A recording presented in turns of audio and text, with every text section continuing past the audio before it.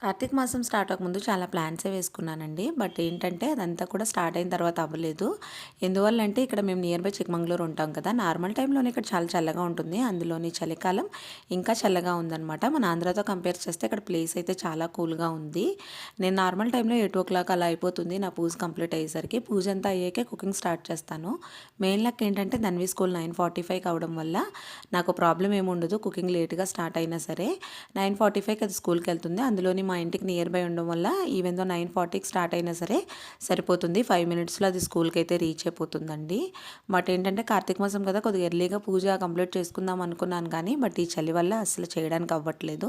మీలో ఎవరైనా Chikkamagaluru tour plan చేసుకుంటే తప్పకుండా ఇది బెస్ట్ టైం అండి. నవంబర్ టు జనవరి ఈ టైంలో ప్లాన్ చేసుకుంటే ప్లేసెస్ అన్నీ కూడా విజిట్ చేయడానికి చాలా బాగుంటుంది. పీక్ పాయింట్స్ కానీ వాటర్ ఫాల్స్ కానీ ఏమైనా విజిట్ చేయడానికి ఇది చాలా బెస్ట్ టైం అని చెప్పవచ్చు.